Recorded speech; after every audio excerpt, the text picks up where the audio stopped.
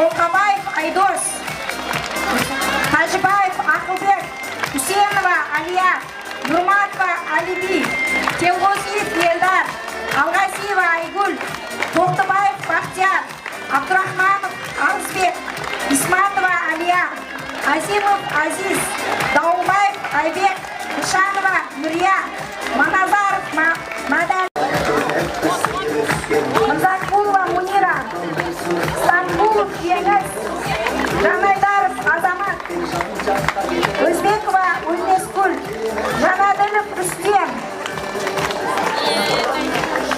Нарымбеков Дәулет, Иманбекова Наурыза, Дауылбаев Азамат, Ерлан. Содан бері 20 жыл уақыт өткенде, өтіп кетті 20 жас 24-темде. Қайырымдай тексіп бірге оқыған, енді міне кездестік қайта мектепте. Ендігі кезегімізді Абдрахманова Айжамал, Нұрматова Айна, Дауылбаева Гүлбара, Қожамкулова Айгерім, Медеубаева Сакина, Қарабаева Ділбар, Дауылбаева Алия, Жорабекова Динара, Рыскулова Нұргүл, Абылова Шолпан, Садибекова Жадыра, Ситкулова Нағима, Исмаилов Абдукарсыл, Нышанов Рүстем, Иманбеков Серғазы, Түлекеев Медет, Бұхарбаев Дәулет, Ашуртаев Бақытжан, Шематов Қуан. 24-темде қайырымдай тексіп бірге оқыған, енді міне кездестік қайта мектепте. Содан бері 20 жыл уақыт өткенде, өтіп кетті